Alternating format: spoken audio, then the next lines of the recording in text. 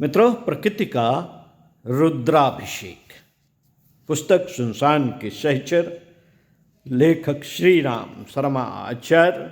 महत्वपूर्ण पुस्तक भारत सरकार द्वारा स्नातक स्तर पर हिंदी के यात्रा व्रत के अंतर्गत पाठ्य पुस्तक के रूप में इसे मान्यता प्रदान की है। आइए मिलते हैं प्रकृति के रुद्राभिषेक।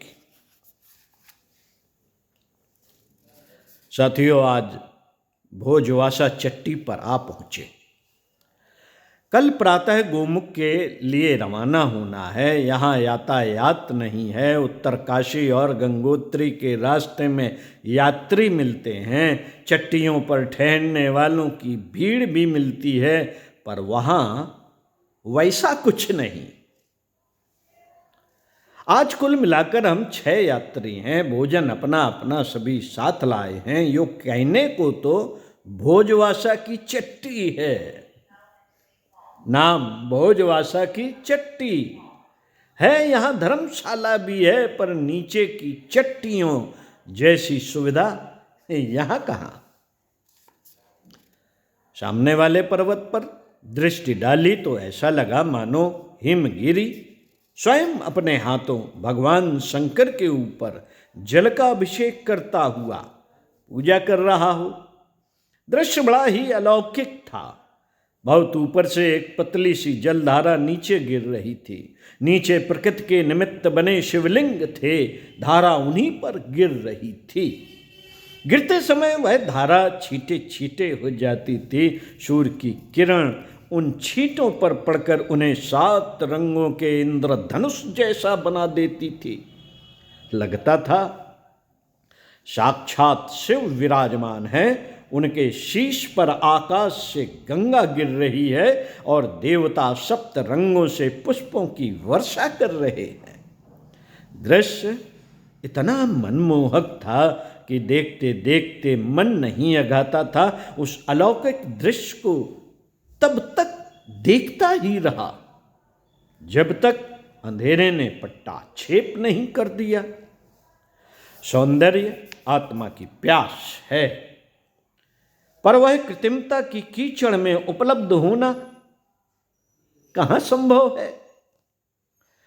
इन वन पर्वतों के चित्र बनाकर लोग अपने घरों में टांगते हैं और उसी से संतोष कर लेते हैं, पर प्रकृति की गोद में जो सौंदर्य का निर्झर बह रहा है उसकी ओर कोई आंख उठाकर भी नहीं देखता। यहाँ इस सारे ही रास्ते में सौंदर्य बिखरा पड़ा था। बिखरा पड़ा था। हिमालय को सौंदर्य का सागर कहते हैं। उसमें स्नान करने से आत्मा में अंतः प्रदेश में एक सिहरन सी उठती है। जी करता है इस अनंत सौंदर्य रस में अपने आप को खो क्यों ना दिया जाए।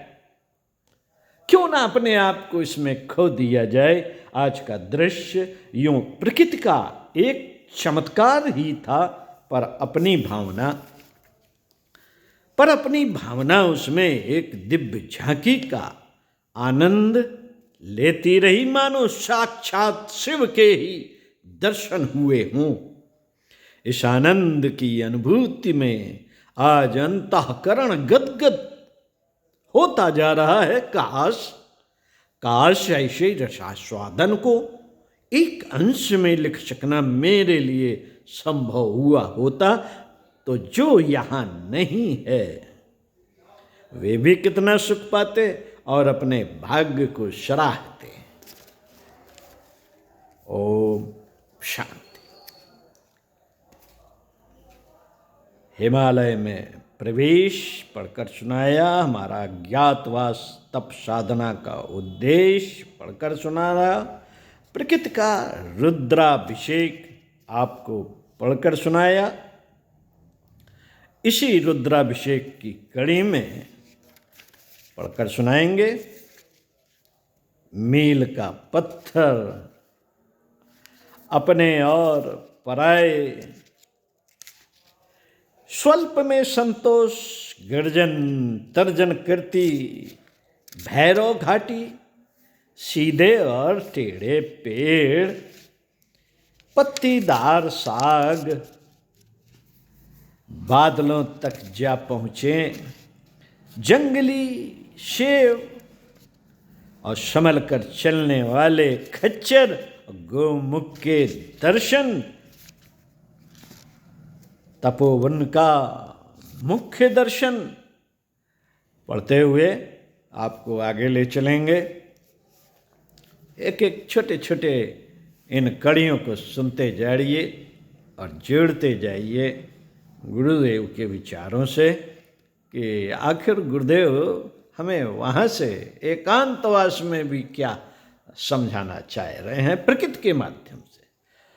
ओम शांति।